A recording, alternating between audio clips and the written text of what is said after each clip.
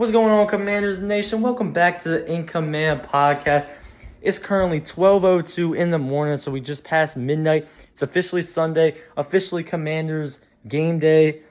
Look, man, we got to put last week behind us. As you guys know, I was live for that game, Commanders versus Bears. We don't even got to talk about that. I mean, that was a damn massacre, bro. That was a Thursday night massacre, bro. We do not have to talk about that game.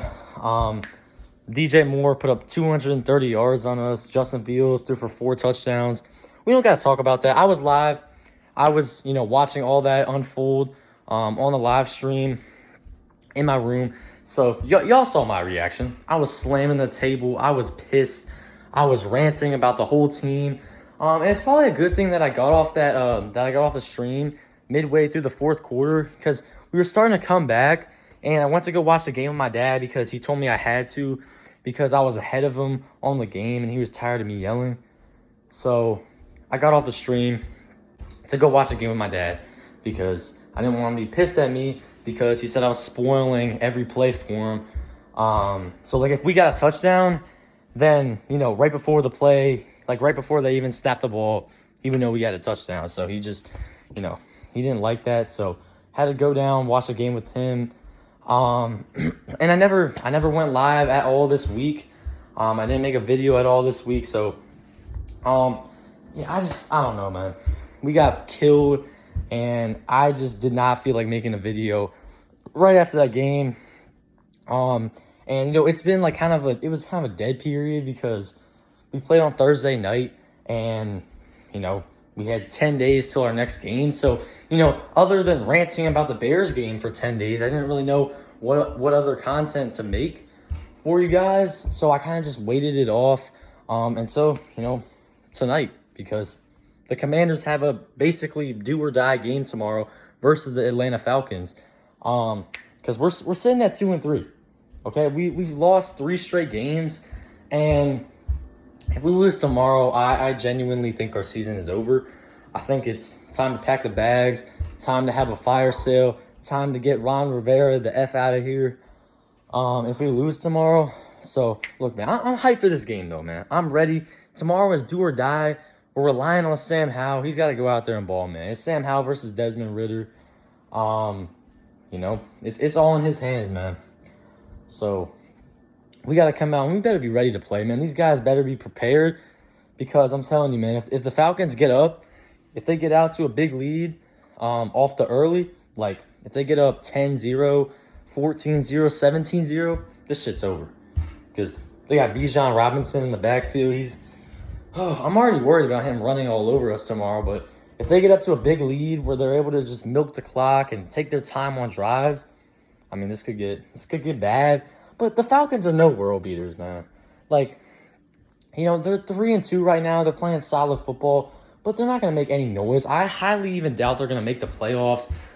Desmond Ridder, who's been, pretty trash this year, other than one game he had last week against the Texans where he threw for 329 and a touchdown pass.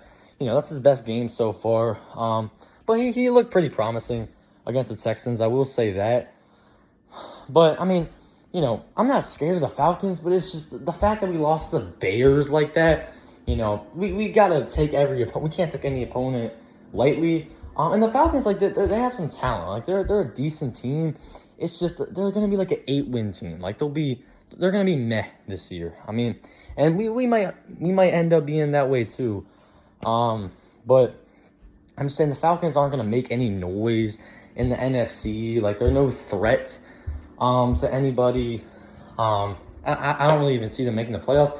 But they do have some talent. They got Bijan Robinson in the backfield. They got Kyle Pitts, who's a really good tight end.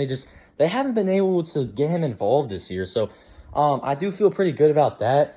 But, whenever someone plays Washington, they always just seem to get it right. So, Kyle Pitts hasn't really been getting that many targets this season. Or, they're not really getting him involved. Oh, they'll find a way against Washington.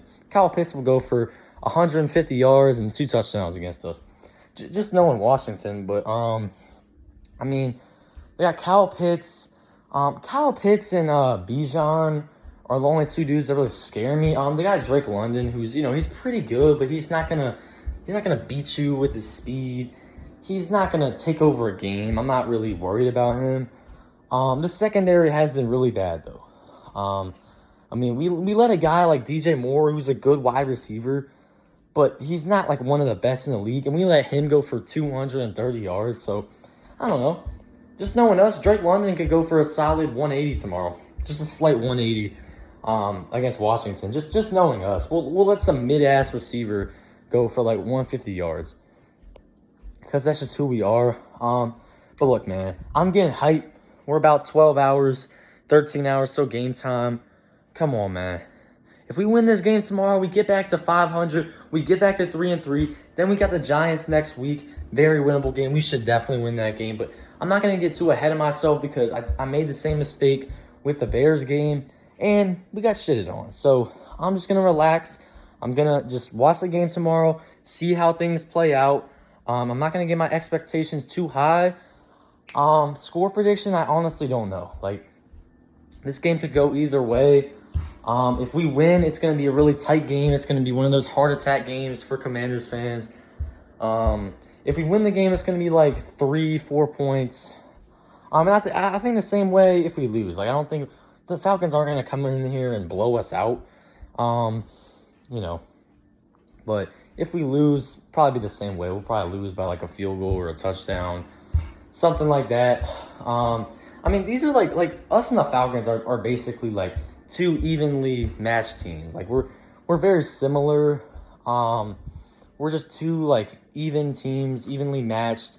Talent wise, I think we're like actually better. Like we have a better roster, at least on paper. But I'm tired of saying that, man, because I feel like I say that about a lot of games, and then once the game starts, it's clear that the other team is better. So I'm not gonna say that, but I just think like if you look at it on paper and just look at the roster, like we have more talent and we have a better roster than them.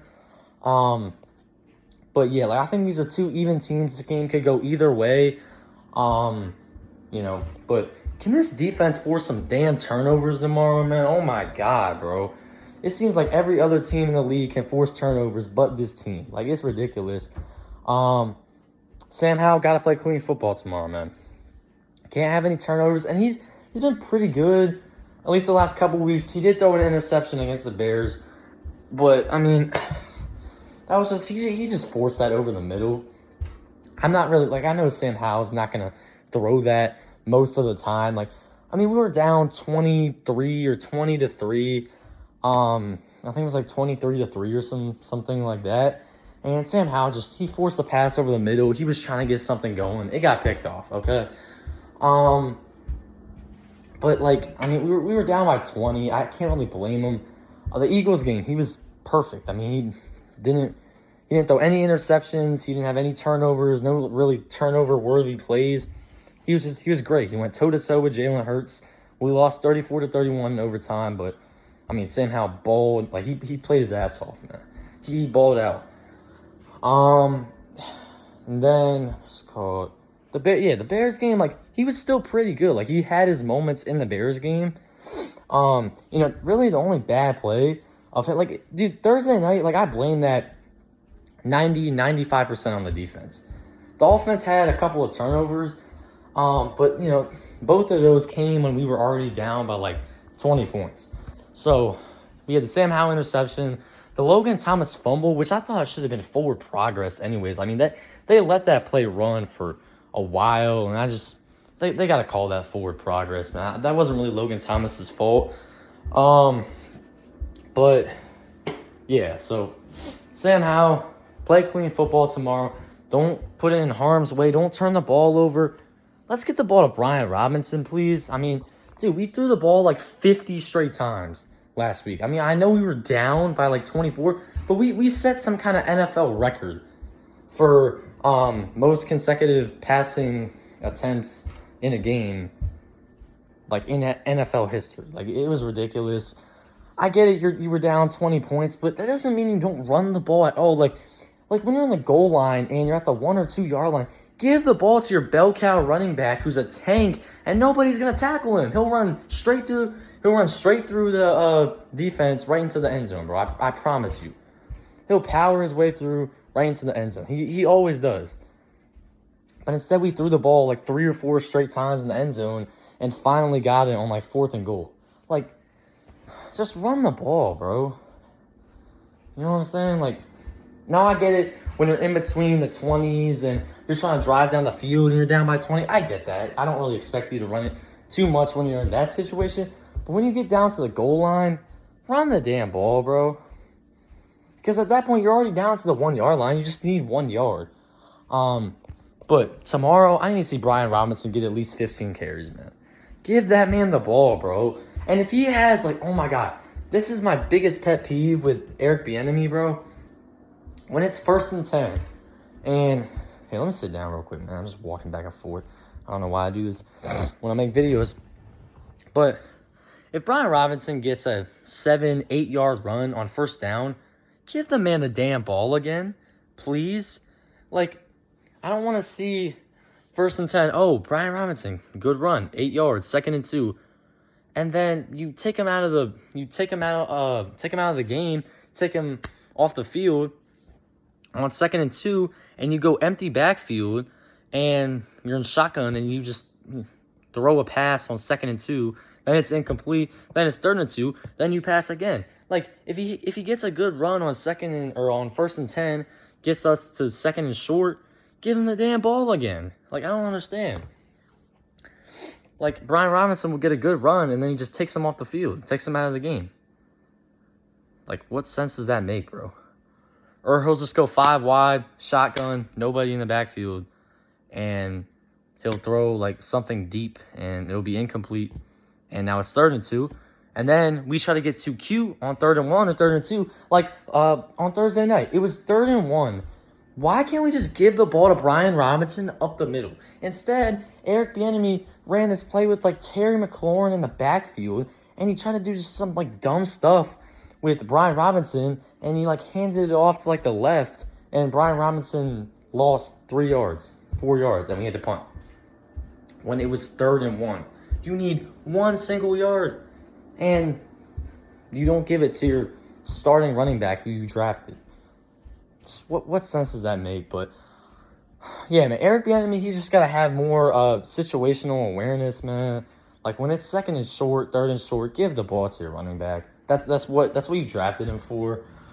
But yeah, man, that's about it. Hopefully the Commanders can get this dub tomorrow. Thank you guys for watching, and I'm out. Peace.